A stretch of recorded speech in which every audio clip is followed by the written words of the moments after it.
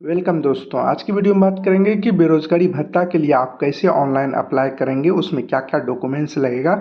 इससे संबंधित सभी बातें हम आपको इस वीडियो में स्टेप बाय स्टेप के बताएंगे। वीडियो शुरू करने से पहले आपसे छोटी सी रिक्वेस्ट है, अगर आपने अभी तक इस चैनल को सब्सक्राइब नहीं किया तो सब्सक्राइब कर बेल आइकन को दबा दें। आपको इसी तरह की जानकारी इस चैनल पर मिलती रहेगी। चलिए वीडियो शुरू करते हैं।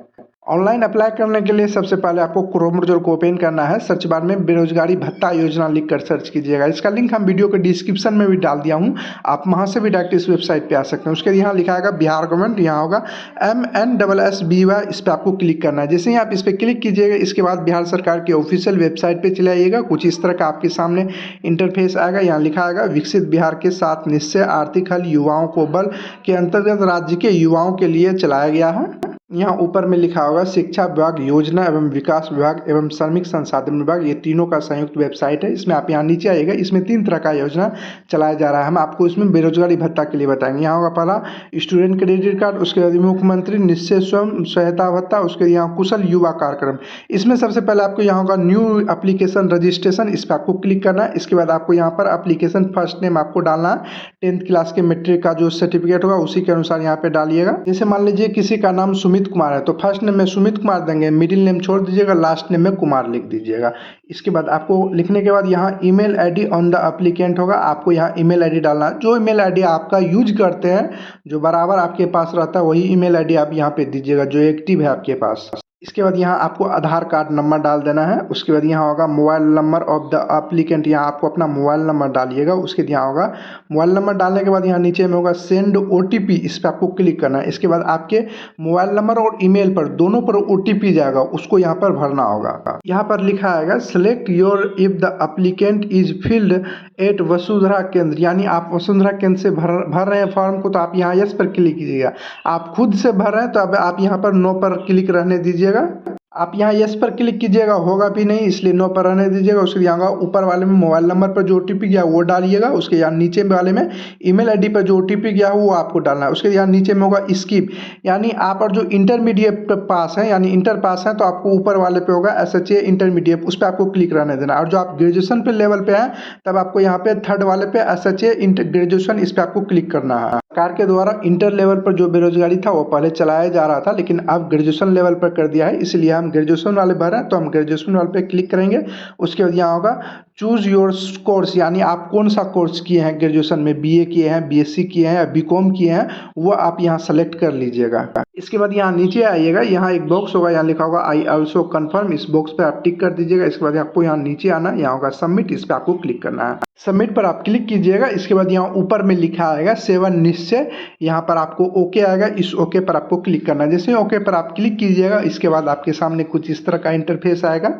इसके बाद यहाँ पर लिखा आएगा यू आर सक्सेसफुली रजिस्टर, यानी आप सक्सेसफुली रजिस्टर हो गए हैं। इसके बाद यहाँ लिखा होगा your user ID and password has been send to your register email ID and mobile number, आपके यूजर मतलब रजिस्टर ईमेल आईडी, जो ईमेल आईडी आप दिए थे और मोबाइल नंबर पर उस पर यूजर आईडी और पासवर्ड भेज दिया गया। यहाँ होगा गो टू होम पेज, इस पर आपको क्लिक करना है। इसके बाद आपको यहाँ पर आना है, यूजर नेम में आपका ईमेल आईडी गया होगा वही ईमेल आईडी आपको डालना है। उसके पासवर्ड जो गया है पासवर्ड डाल दीजिएगा, और जो कैप्चा यहाँ लिखा उसको यहाँ पे डालकर लॉगिन पर आप क्लिक कर दीजिएगा। देखिए यहाँ यूजर नेम में देने में यहाँ बहुत लोग गलती कर रहे हैं, इसलिए हम आपको बता देते हैं। यूजर नेम में आप जो ईमेल आईडी दिए थे वही पूरा ईमेल आईडी दे दीजिएगा। आपके जो गया होगा मोबाइल नंबर पे उस पर आधा अधूरा ईमेल आईडी गया होगा, तो आपका आधा अधूरा ईमेल आईडी नहीं है, आपको पूरा ईमेल आईडी यहाँ पे लिख देना है। जो पासवर्ड गया होगा वो पासवर्ड डालिएगा, जो कैप्चा यहाँ लिखा हुआ वो कैप्चा डालकर यहाँ लॉगिन पर आप क्लिक कर दीजिएगा। लॉगिन पर आप क्लिक कीजिएगा। इसके बाद आपके सामने कुछ इस तरह का इंटरफेस आएगा। यहाँ होगा इंटर द ओल्ड पासवर्ड, आपके जो मोबाइल नंबर ईमेल आईडी पर जो पासवर्ड गया है वो ओल्ड पासवर्ड में डाल दीजिएगा। उसके यहाँ होगा इंटर द न्यू पासवर्ड, एक पासवर्ड आपको बनाना है। उसके यहाँ होगा री इंटर द न्यू पासवर्ड, आपको दोबारा से यहाँ जो न्यू पासवर्ड बना है वो यहाँ पे डालकर उसके बाद यहाँ सबमिट पर आपको क्लिक कर देना है। आपको फिर से बता देते हैं, यहाँ होगा सबसे ऊपर वाले बॉक्स में आपका जो मोबाइल नंबर ईमेल आईडी पर जो पासवर्ड गया वो डाल दीजिएगा। उसके लिए एक पासवर्ड आपको बनाना है जो आपको सेकंड वाले बॉक्स में डालना है। उसके जो बना है सेकंड वाले बॉक्स में वही आपको थर्ड वाले बॉक्स में डाल देना है। उसके यहाँ होगा सबमिट, इस पर आपको क्लिक कर देना है। उसके यहाँ लिखा आएगा पासपोर्ट चेंज रीसेट सक्सेसफुल, यहाँ पर होगा प्लीज लॉग इन अगेन, यानी आपको फिर से लॉग इन करने के लिए बोला जा रहा है। आपको यहाँ होगा क्लिक हेयर, इस क्लिक हेयर पर आपको क्लिक करना है। इसके बाद आप फिर से यहीं पर आ जाएगा। उसके बाद यहाँ यूजर नेम में आपका पहले से ईमेल आईडी होगा, नहीं होगा तो डाल दीजिएगा। जो पासवर्ड आपने अभी न्यू बनाया है वही पासवर्ड आप यहाँ पे डाल दीजिएगा। उसके जो कैप्चा यहाँ लिखा हो उसको यहाँ पे डालकर उसके बाद यहाँ होगा लॉगिन, इस पर आपको क्लिक कर लॉगिन पर क्लिक कीजिएगा। इसके बाद आपके सामने कुछ इस तरह का इंटरफेस आएगा। अब आपको यहाँ पर अपना डिटेल्स भरना होगा। सबसे पहले आपको मैट्रिक का डिटेल्स भरना हो, यानी 10th का डिटेल्स भरना होगा। यहाँ पर सेलेक्ट बोर्ड, आपको किस बोर्ड से आपने पास किए वो बोर्ड नाम सेलेक्ट कर लीजिए। जैसे हम बिहार बोर्ड से पास किए तो बिहार स्कूल एग्जामिनेशन, आपका बोर्ड का यहाँ नाम दिखाई नहीं दे रहा था, अदर पर आप क्लिक कीजिएगा, बोर्ड के नाम लिख दीजिएगा नीचे में। उसके बाद यहाँ आपको रोल नंबर डालना है। देखिए रोल नंबर आपको स्कूल वाला नहीं डालना है, बोर्ड वाला आपको यहाँ पे डालना है। उसके बाद यहाँ रोल कोड आपको डालना है। इसके बाद यहाँ पर होगा रेगुलर या सप्लीमेंट्री, यानी आप अगर जो रेगुलर वाले स्टूडेंट थे तो आप रेगुलर पर आप क्लिक कीजिएगा। अगर आपका सप्लीमेंट्री था तो सप्लीमेंट्री पर आप क्लिक कीजिएगा। इसके बाद यहाँ पर है ईयर और पासिंग, यानी आपने 10th किस ईयर आपने पास किए उस वर्ष को आपको सेलेक्ट कर लेना है। देखिए यहाँ पर आप रोल नंबर और रोल कोड डालिएगा तो ऑटोमेटिक सारा चीज़ डिटेल्स यहाँ पर भरा चले आएगा, और नहीं आएगा तब आपको ये चीज़ भरना होगा, मतलब सेलेक्ट करना होगा किस ईयर में आपने पास किए हैं। उसके बाद यहाँ होगा स्कूल नेम, यहाँ पर आ जाएगा, और नहीं आएगा तब आपको यहाँ स्कूल नेम लिख देना है किस स्कूल से आपने 10th पास किए हैं। इसके बाद अब आपको यहाँ पर नीचे में 12th का भरना है। यहाँ लिखा होगा 12 स्टैंडर्ड पास है तो यहाँ यस पर क्लिक करना है। 12th पास होंगे तभी ये फॉर्म आप भर रहे होंगे, इसलिए यहाँ होगा 12th पास पर ही क्लिक करना दीजिएगा, यस पर। उसके यहाँ 12 स्टैंडर्ड पास आप किस बोर्ड से पास किए वो बोर्ड का नाम लिखना है। उसके रोल नंबर आपको यहाँ पे डालना है, उसके रोल कोड डालना है, ईयर और पासिंग डालना है, किस ईयर आपने 12th पास किए हैं। इसके बाद यहाँ पर स्कूल नेम ऑटोमेटिक आ जाएगा, नहीं आएगा तब आपको यहाँ पर स्कूल नेम भर देना है किस स्कूल से आपने 12th पास किए हैं। इसके बाद अब आप ग्रेजुएशन को भरना होगा। आप और जो वहाँ पे सेलेक्ट करने वक्त इंटरमीडिएट सेलेक्ट किए होंगे तब आपको यहाँ ग्रेजुएशन का नहीं भरना होगा। आप ग्रेजुएशन वहाँ सेलेक्ट किए होंगे तभी यहाँ पे आपका ग्रेजुएशन भरने का ऑप्शन आएगा। सबसे पहले यहाँ होगा graduation name of the college या इंस्टीट्यूट का नाम लिख देना है, कॉलेज या इंस्टीट्यूट। उसके यहाँ यूनिवर्सिटी को नाम बताना है कि किस यूनिवर्सिटी से आपने पास किए हुए हैं। इसके बाद यहाँ पर होगा name of the course studies, ये आपका पहले से भरा हुआ रहेगा। आप जब शुरुआत में फॉर्म भर रहे होंगे वहाँ ही आपसे पूछा जा रहा होगा कि आपने बीए किए या बीएससी किए या बीकॉम किए हैं, वही आपका यहाँ पे पहले से भरा हुआ रहेगा, ये आपका कुछ नहीं होगा। उसके बाद आपको यहाँ पर आना है ग्रेजुएशन पासिंग ईयर, यानी आपने ग्रेजुएशन का पास किए हैं वो ईयर्स आपको सेलेक्ट कर लेना है। उसके बाद यहाँ होगा स्टेट यूटी, यानी आप किस स्टेट से ग्रेजुएशन पास किए हैं वह स्टेट का नाम आपको यहाँ सेलेक्ट कर लेना है। उसके बाद यहाँ डिस्ट्रिक्ट का नाम सेलेक्ट कर लेना है। इसके बाद यहाँ पिन कोड अपना, मतलब स्कूल का पिन कोड यहाँ पे डाल दीजिएगा। उसके बाद यहाँ पर होगा फर्स्ट नेम, आपको अपना फर्स्ट नेम डाल देना। उसके यहाँ मिडिल नेम डाल दीजिएगा। उसके लास्ट नेम डाल दीजिएगा। जैसे किसी का नाम सुमित कुमार है तो first name Sumit, last name Kumar डाल दीजिएगा। यहाँ फादर्स फर्स्ट नेम डालना है, फादर्स मिडिल नेम डालना है, उसके फादर्स का लास्ट नेम आपको यहाँ पे डालना है। उसके यहाँ होगा मदर्स फर्स्ट नेम, आपको मदर्स का फर्स्ट नेम लिखना है। उसके यहाँ मदर्स मिडिल नेम, माता का मिडिल नेम है तो डालिएगा, नहीं तो छोड़ दीजिएगा। उसके यहाँ मदर्स लास्ट नेम लिख दीजिएगा।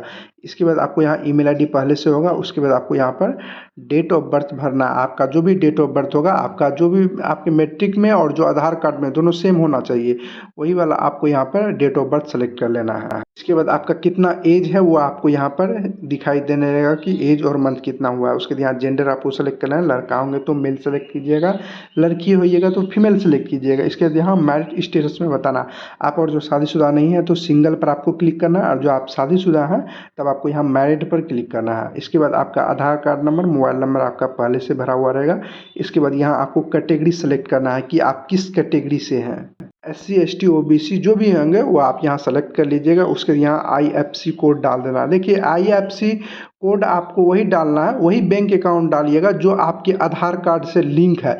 आपको मालूम नहीं है कि आपके आधार कार्ड से कौन लिंक है तो हम इसका वीडियो के डिस्क्रिप्शन में एक वीडियो का लिंक दे दिया हूँ, आप उससे चेक कर सकते हैं कि आपके आधार कार्ड से कौन सा बैंक अकाउंट लिंक है। क्योंकि यहाँ पर लिखा गया है, देखिए यहाँ लिखा हुआ है bank account should be linked with Aadhaar card, यानी आपके आधार कार्ड से बैंक अकाउंट लिंक है, वही बैंक अकाउंट यहाँ पे डालना है। उसका IFC कोड होता है वो आपको डालना है बैंक का। उसके बैंक नेम आपका यहाँ पर आ जाएगा, उसके यहाँ ब्रांच नेम भी आ जाएगा, उसके यहाँ बैंक अकाउंट नंबर आपको डाल देना। नहीं आएगा तब ये सब चीज़ आप भर दीजिएगा, जो भी आपका बैंक अकाउंट डालना चाहते हैं, यानी जो अकाउंट लिंक है आधार कार्ड से। उसके बाद आपको यहाँ पर परमानेंट एड्रेस डालना है। सबसे पहले यहाँ होगा रूरल, और जो ग्रामीण क्षेत्र में है तो रूरल पर क्लिक कीजिएगा, जो शहरी क्षेत्र में है तब अर्बन पर आप क्लिक कर दीजिएगा। इसके बाद यहाँ स्टेट यानी राज्य का नाम पहले सेलेक्ट रहेगा, उसके बाद यहाँ डिस्ट्रिक्ट यानी जिला का नाम सेलेक्ट कर लेना है, किस जिला में आप अभी रहते हैं।